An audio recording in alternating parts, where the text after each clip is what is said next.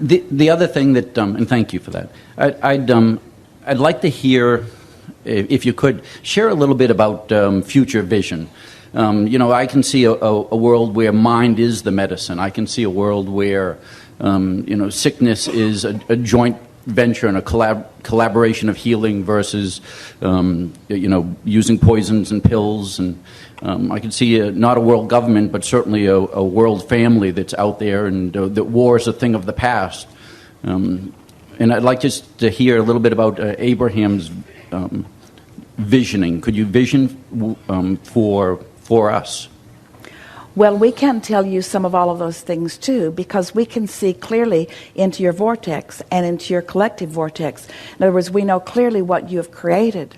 But the reason that we hesitate to jump too hard into that is because sometimes people use that future promise as a condition to line themselves up now. And then that condition of that future promise gives you a distorted understanding of what your real work is. And so we've been talking a lot about never mind how you got here, because you're here. So just revel in the fact that you're here. And never mind where it's going, because it's going. And it will light up for you along the way. And you just don't need to know everything that's going to unfold for right now to be really good. You see? So I guess more defined to that is war part of peace? But is it part of form?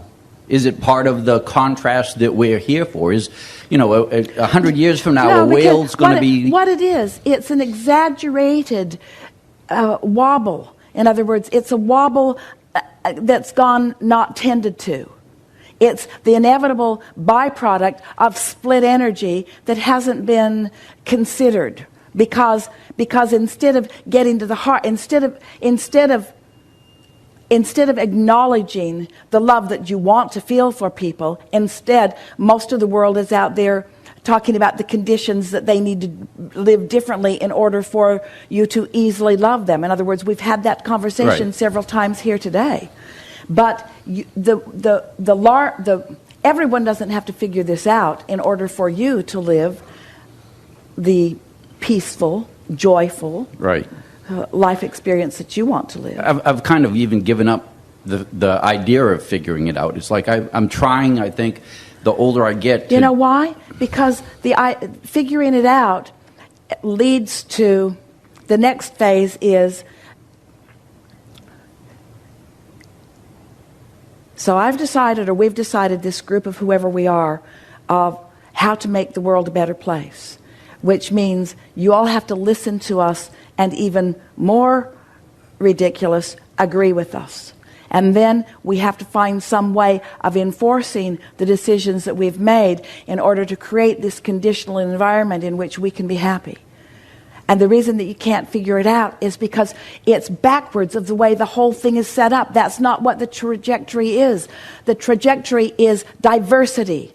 The trajectory is difference. The trajectory is variety. The trajectory is a buffet. The trajectory is an environment that induces within you, that creates within you a new desire that has not been before. And so some of these things that you're talking about, you've been talking about for a long time. Your historical books go back a very long way, and you're not sorting it out because it is unsortable, outable in that way. You can't get there from there, you see. The way you get, and where is it that you're trying to get? To alignment, to personal alignment. Inside. And so if you can accept that your personal alignment is not contingent upon anyone else figuring anything out, and you are dealing with your personal alignment, then one by one, more and more of you return to who you really are. And then you begin to live as you have intended. You know what's really exciting? These words, we are so eager to express to you in a way that you will hear them, and in an atmosphere in which you can hear them, and that's here, and that's now. Everything that has been before has been leading to this moment in time when more of you are in the state of allowing and then moving forth. In other words, this is what you have all been waiting for. You've been waiting for your aligned awareness of this time-space reality. So everything that you've lived before, through all the wars and all the injustices and all of the things that you wish were not part of your history, every bit of that is what has perched you on this place of realization. So not only is your planet not on its way out, this is the beginning of everything that you have intended it to be. In other words, you all have been reveling in the idea. You knew that this moment in time would come. You knew that a tipping point would come when more of you would understand who you really are and why you are really here. A time when you would understand that no one else needs to stop doing something that they're doing in order for you to be joyful. That your joy is not dependent upon the change in behavior of anyone else. In other words, we really want to say it in enough different ways that you can really feel the full impact of what we're saying to you. This is your moment. This is what not only you came for, but what all humanity has been posed for, you see. This is what it's all about. To be in this time-space reality and feeling your own invincibility, your own potential, your own right place, right time, your own, this is the reason that I'm alive, your own, I'm loving this furthest, most expanded part of my beingness. And so, I want to say it in another way. Yes, there's been constant evolution, and yes, it will always be so, but it's bigger and more important right here, right now, because so many of you are now, for the first time, intending to be deliberate creators, and that's what makes the difference.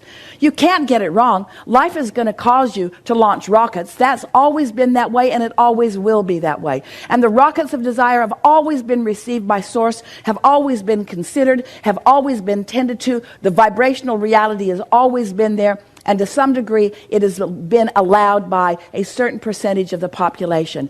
But never before have there been so many deliberate creators, not creating by default, not accidentally stumbling into things, managing your own vibrational frequency because you finally put together the relationship between you and who you really are through the emotional content of your emotional guidance system. These are revolutionary times.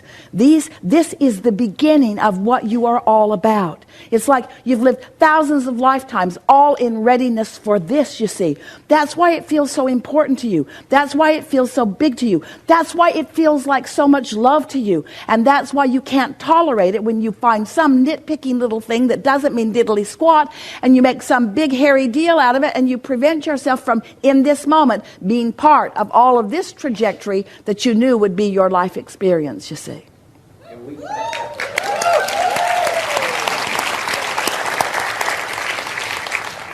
We kind of go through our day thinking only blessings and honor the process, and it's already done, and that's kind of everything else is by the wayside.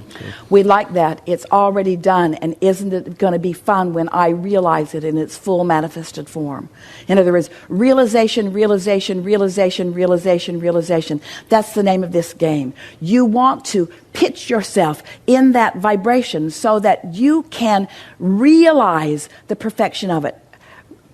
Do you understand how many moving parts there are to make this moment in time the delicious moment in time of perfection that it is?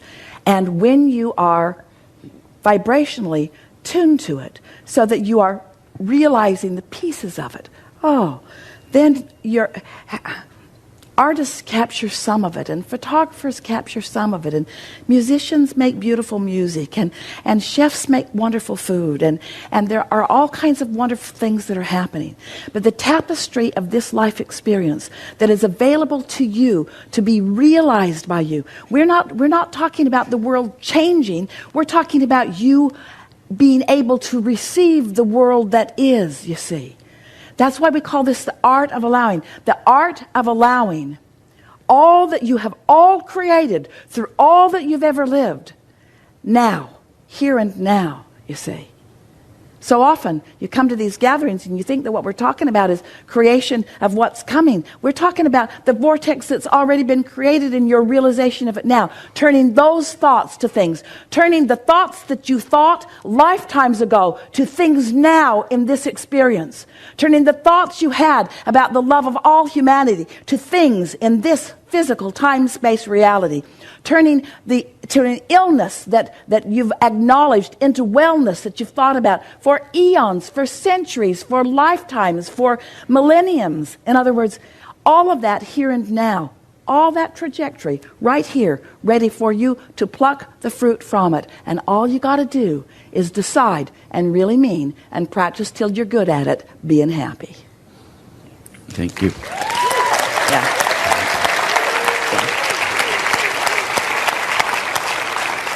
And each one of you, we love so much what our friend said before, that he's been paying attention, but now suddenly he's realizing the things that he'd been hearing before, now they're meaningful to him in a whole new way. That's what realization is. Realization. You allowing, the interpretation through your mental process of the thoughts that Source is thinking. Imagine. Source, who's been in on this for a very long time.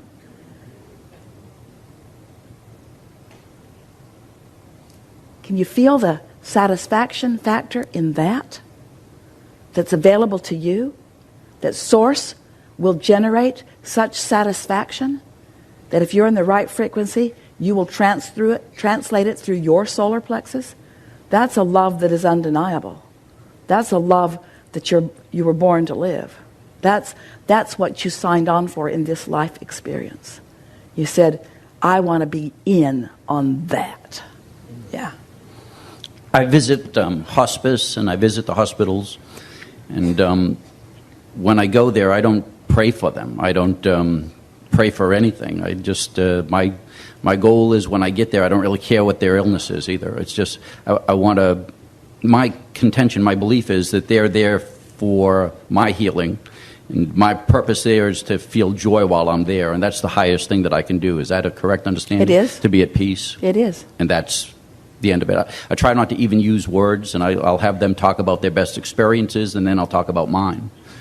And that's the process. Is there something that I can do more? Revel in your knowledge about what non-physical is about. Express your understanding that we are all eternal beings. Feel eagerness for the adventure that they are embarking upon.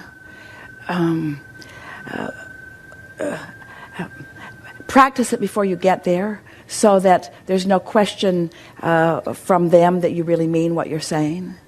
And then just sit with that grin on your face in anticipation of the adventure that they are upon. Good. And I've got a lot of stories from the other side, so Yeah. and sometimes we even try to make connections right there on the spot. Good. Really good. Really good. Thank you. Yeah.